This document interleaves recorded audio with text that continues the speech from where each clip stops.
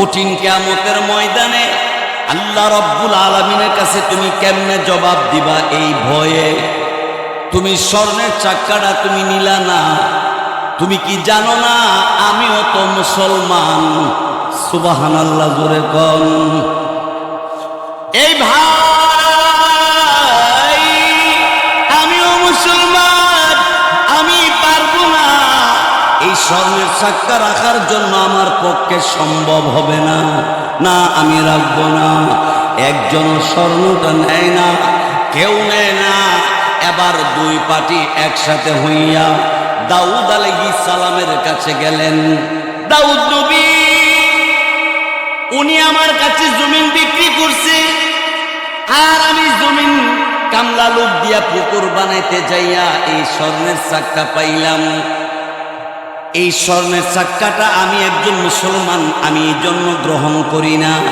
এটা কি হালাল হবে নাকি হারাম হবে? কিয়ামতের ময়দানে আল্লাহর কাছে কি জবাব দেওয়া লাগবে কি লাগবে না? এই ভয়ে আমি স্বর্ণের চাক্কা গ্রহণ করি না।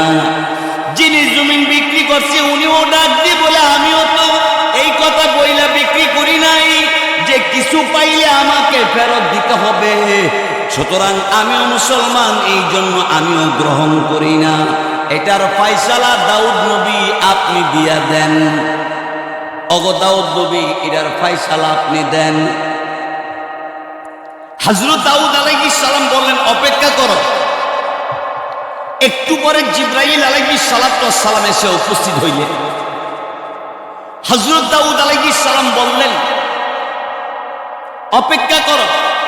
আর জিবরাইল আইসা দাউদ নবীরে বলছে, ও পয়গম্বর দাউদ নবী, এই স্বর্ণের চাক্কা তারা আল্লাহর ভয়ে গ্রহণ করে না, তারা মুসলমান, তারা মুমিন, তারা ঈমানদার। আল্লাহ রাব্বুল আলামিন আমি জিবরাইলকে পাঠাইছে এই স্বর্ণের চাক্কাটা যে জমিন বিক্রি করছে আর যে জমিন কিনছে, এরা দুইজনের মধ্যে আত্মীয় বন্ধন করে দেন।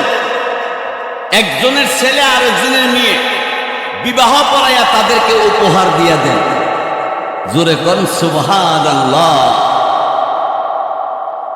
ভাইয়ের আমার, বন্ধুর আমার, আল্লাহর ভয় থাকলে কোনোদিন দিনের বেলা যেমন গুনাহ করবে না, রাতের বেলাও করবে না। জোরে বলুন ঠিক কিনা? আল্লাহ রাব্বুল আলামিনের ভয় অন্তরের ভিতরে তোমার আমার মধ্যে যদি থাকে, তাহলে ইচ্ছা করে কোনোদিন মা বাবাকে কষ্ট দিতে পারে না। আল্লাহর ভয় অন্তরের মধ্যে থাকলে কোনোদিন আল্লাহর কুদরতি কদম ছাড়া কোনো পীর কোনো মানুষের পায়ে সেজদা করতে পারে না। জোরে বলুন ঠিক কিনা? সেজদা পাওয়ার মালিক একমাত্র আল্লাহ। জোরে বলেন আল্লাহ। একসাথে সবাই বলি আল্লাহ। আমার ভাইয়েরা, বন্ধুরা আমার, সেই জন্য নবীজি এক হাদিসের মধ্যে ইরশাদ করেছেন, ক্বালান নাবিয়্যু সাল্লাল্লাহু আলাইহি ওয়াসাল্লাম, মান বাকা মিন খাশিয়াতিল্লাহ হারামাল্লাহু আলাইহিন নার। নবীজি বলেন, হে আমার উম্মত, আল্লাহ পাক রব্বুল আলামিনকে ভয় করে যদি তুমি কাঁদতে পারো, আল্লাহর ভয়ে তুমি যদি চোখের পানি ছেড়ে দিতে পারো, তোমার এই কান্নার পানির বিনিময়ে আল্লাহ রাব্বুল আলামিন তোমার জন্য জাহান্নামের আগুন হারাম করিয়া দিবে।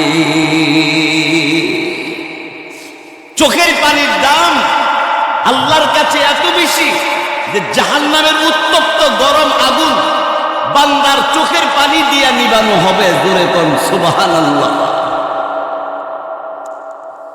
ভাইয়েরা আমার, বন্ধুরা আমার, আমাদের মাঝে, আমাদের দেশে এমনও যুবক আছে, এমনও যুবতী আছে, রাত জায়গা জায়গা তাহাজ্জুদের নামাজ পড়ে আল্লাহ রাব্বুল আলামিনের কুদরতি কদমে সেজদায় পড়ে আল্লাহ রাব্বুল আলামিনের কাছে মুনাজাতের মধ্যে কান্দার বলে, প্রভু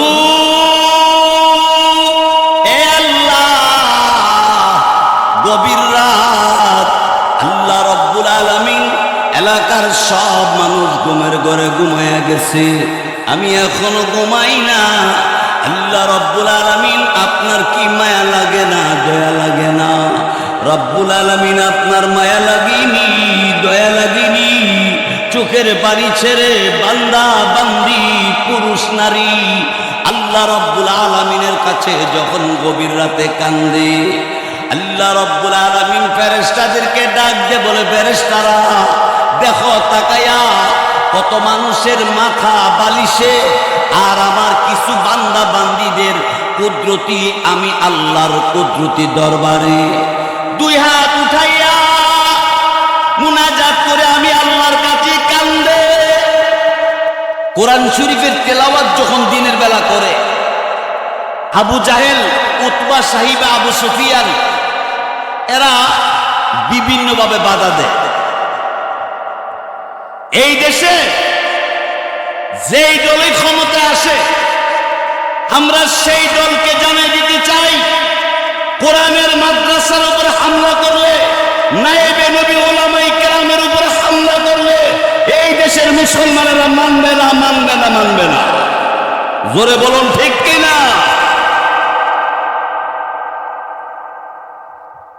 গেল বছর, গেল কতক বছর এই ধরনের কোরআনের মাহফিলে বাধা দেওয়া হয়েছে, ঠিক কিনা? জোরে কন।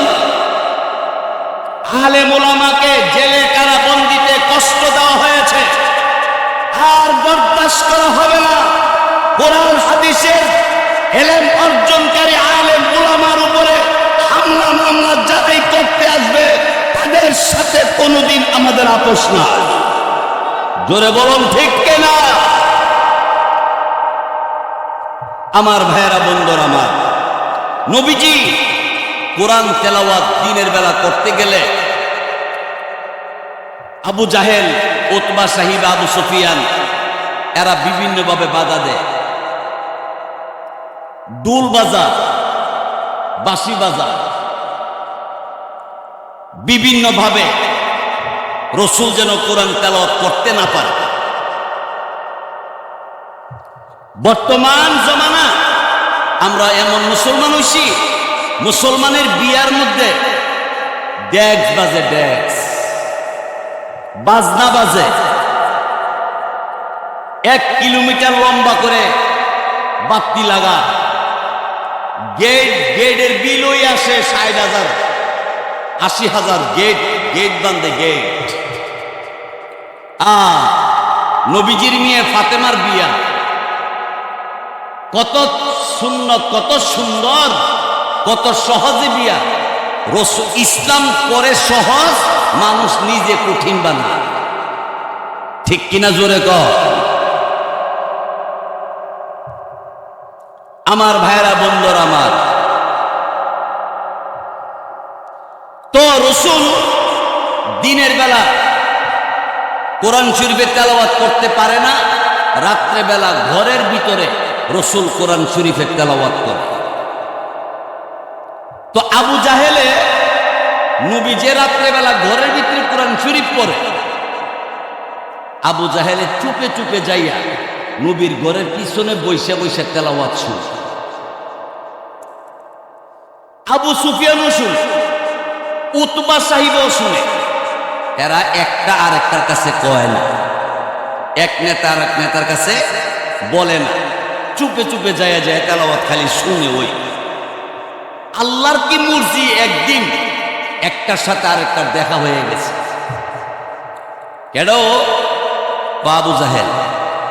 আবু সুফিয়ান ডাক দেখো, কিরে আবু জাহেল, যেই মুহাম্মদের বিরুদ্ধে, যেই কোরআনের বিরুদ্ধে সারাদিন আন্দোলন, মিছিল, মিটিং করি, সেই মুহাম্মদের জবানে কোরআন তেলাওয়াত শুনতে আইলে কোন কারণে? আবু জাহেল ডাক দেখো, তুই আমারে কোষ করে, তুই এসব করে? আল্লাহু আকবার কর। পিছন দিক থেকে উতবা সাহিবা আসতেছে। উতবা সাহিবা আয়া দেহে 2 জন খাড়ই রইছে। আবু জাহেল জিজ্ঞাসা করে, কিরে উতবা সাহিবা, তোরা কোত্থেকে আইলি? আমরা, আপনারা যেখান থেকে আসছেন আমরাও সেখান থেকে এসেছি। আপনারা যেমন মুহাম্মদের জবানে কোরআন তালাওয়াত শুনলেইছেন, আমরাও এই কামই করিয়েছি। আলহামদুলিল্লাহ।